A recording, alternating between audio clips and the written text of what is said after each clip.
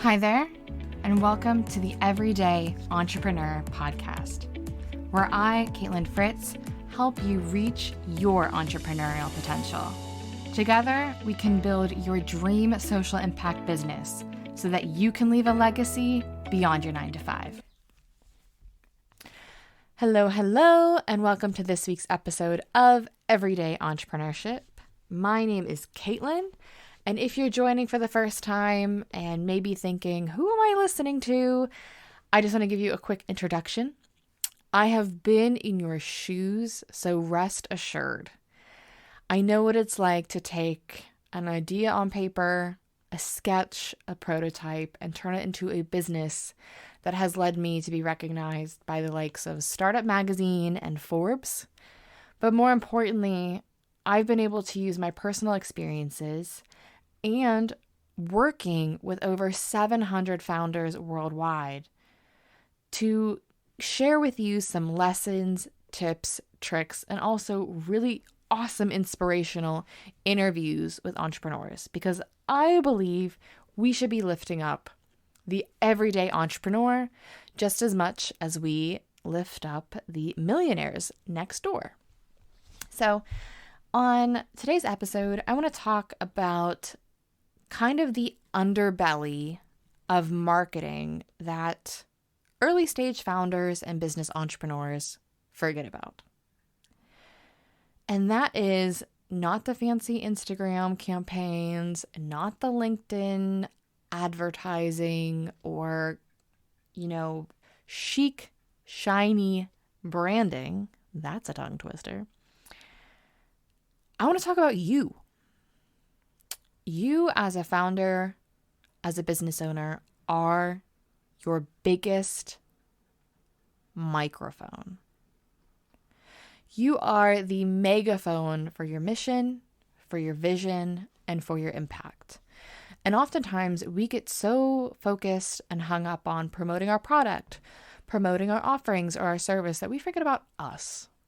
And I did a conversation earlier this year around basically how thought leadership doesn't have to feel icky. So this is kind of a continuation of that conversation in a very practical sense. So as a founder, you are your biggest and most underrated marketing asset. Because guess what? There might be other DEI consultancies, there might be other amazing consumer good products, but there is only one you. And as a founder, you have a unique selling proposition, just as much as your business, service, and product. That's because no one else has your viewpoint or lens on the problem you're aiming to solve. And every founder I work with has a really unique, nuanced story.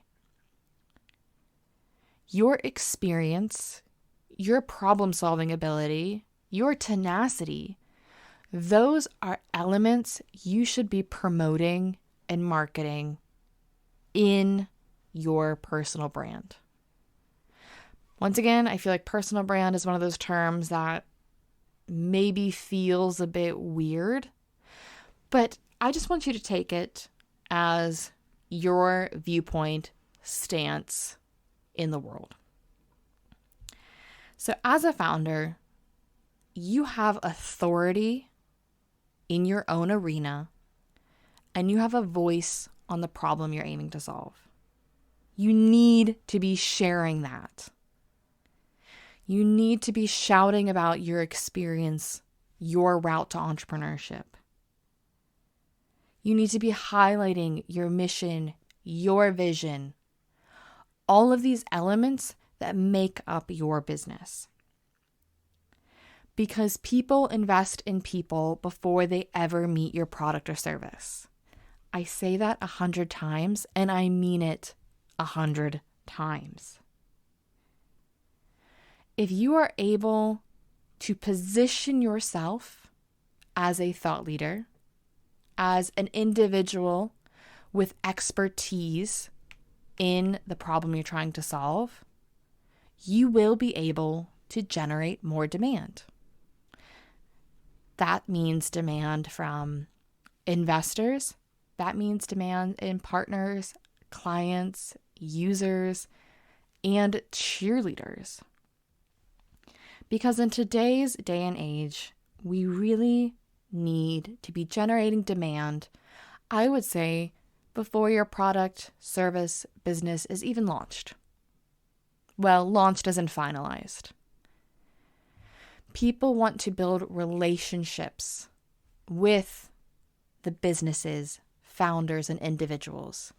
And you have this unique positioning to use your experience behind the scenes and building this business to bring people on a journey. So you might be saying, great. You might see founders doing this. I'm not saying you need to be an Instagram influencer or a LinkedIn influencer, but what I am saying is you need to have a stance and a voice that represents you and your business authentically every single step of the journey. And you might be saying, great, that sounds fantastic, but what does this actually look like? And I think it starts with small, consistent actions.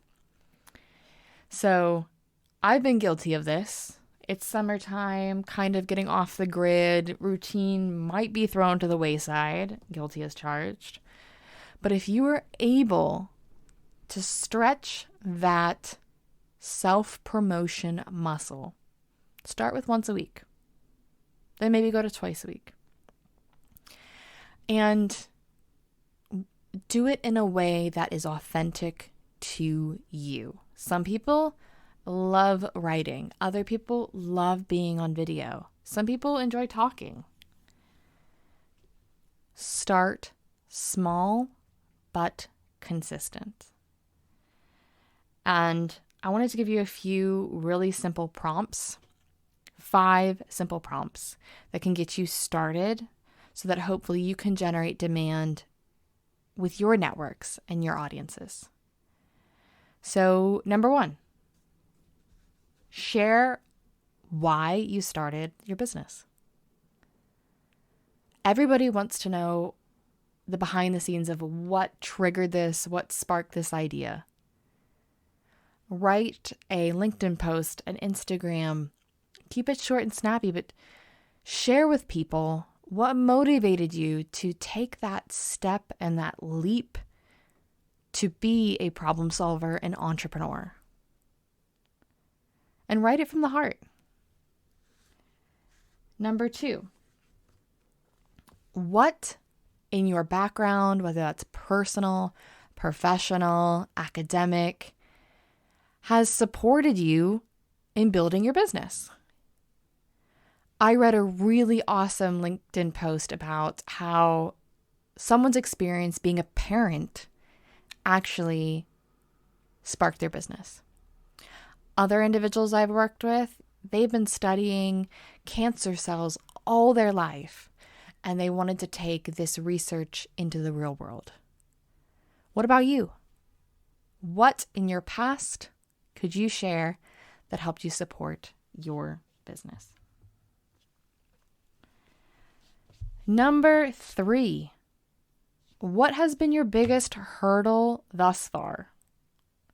Trust me, entrepreneurship is not all of these Instagram influencers going to the spa, going shopping. It is really hard work.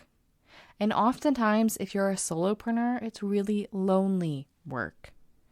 So what has been your biggest hurdle? Share it. Be honest. Be a little vulnerable. Number 4, what is your favorite tool, framework, asset, program that has helped you with your business? If anybody wants to give the podcast a shout out, I will definitely reshare and repost. But there's probably something out there that gave you an aha moment, whether that's, an empathy map, a podcast, a webinar, or a lecture. As entrepreneurs, we need to be supporting each other and lifting each other up. So go ahead and share what you're reading, what you're listening to, and how other entrepreneurs can benefit. And number 5, share your goals. Start small, maybe one goal. Maybe you're looking at building out your email list or starting a newsletter or looking for people to sample your new product. The world will not know what you need unless you tell them. That's a really simple way to get people engaged. And guess what? If nobody responds, if nobody bites, if it feels like you're talking into the void, once again, think of these 5 prompts as an exercise, as a trial and error to get you more comfortable with marketing yourself. Because at the end of the day, you are, in a way, your business in these very early stages. So I highly encourage you to invest a little time, a little energy, and think about how you can take your experience, mission, vision, highs, hurdles, and everything in between to build out your thought leadership and your personal brand. That is it from me. And as always, I'm going to be trying to do better at this as well. So do give me a follow on LinkedIn, Instagram, and YouTube. And if you've enjoyed this episode, be on the lookout, follow and subscribe for more, because I am always your biggest cheerleader when it comes to your business. So until next time, this is Everyday Entrepreneurship. Thank you for joining me for this episode of Everyday Entrepreneurship. To stay tuned and most up to date, subscribe wherever you listen to podcasts. You can follow me, Caitlin Fritz, on Instagram. And if you have any questions about building your business with impact, drop me an email with the link in the show notes.